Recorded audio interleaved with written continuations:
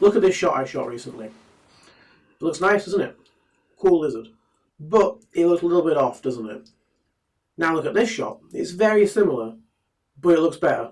The reason for that? The rule of thirds.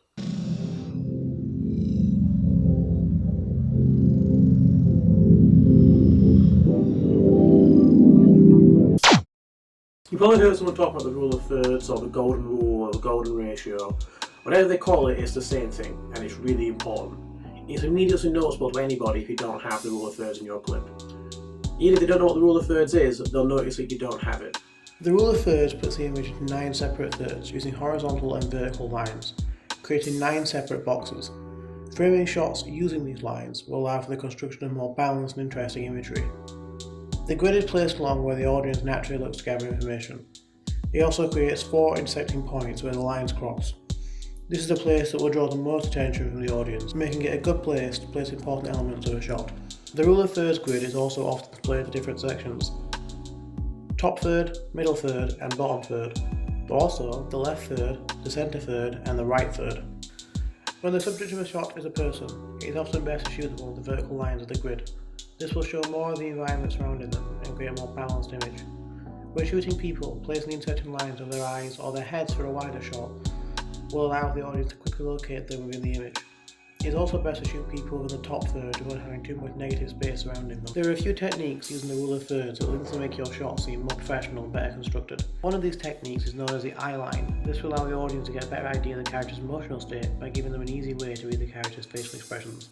This technique is done by placing the character along the vertical lines and giving them room to look off screen. Placing their eyes on one of the top horizontal lines, usually at one of the intersecting points, the audience will be better able to quickly figure out what the character is feeling, strengthening their connection with them for the scene. Another use of the rule of thirds is by placing 2 subjects along the sides of the frame. This draws equal attention to both by the viewer. If one subject is centred and the other isn't, the one in the centre will command a much more notable presence, and could confuse the viewer and mask the other point of the shot. The rule of thirds could also be used to give information to the viewer. If a character is standing on the line staring off screen, despite not knowing what they're staring at, the viewer instinctively knows the character is staring at something across from them. All of this is why the shot from earlier looked bad.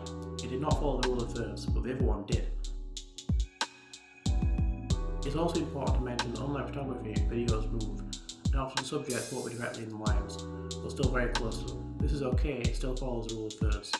All cameras, even your phone, come with one of these grids pre-installed. If you think you don't have one, check your settings, you probably just turned it off. If you get the rule of thirds when filming, you can fix it in editing. Kind of.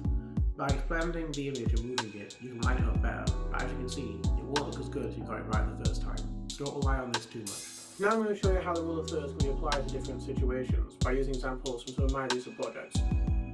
This shot is from an interview. The focus of the interview is obviously the person I'm interviewing. They're lined up on these lines, and their eyes roughly match up with this intersecting point. This creates a very visually appealing image. Even when I cut to a close-up shot, or a medium close-up shot, they were still lined up in the same way. This helps create visual consistency between shots. This shot shows the same actor from earlier pointing a gun at a teddy bear. His head is lined up with the top intersecting point, and his gun is lined up with the bottom intersecting point. This creates balance in the image, and makes it much more aesthetically pleasing. This has been a basic rundown of the rule of thirds.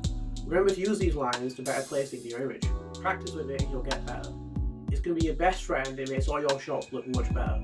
Remember, you're not Wes Anderson.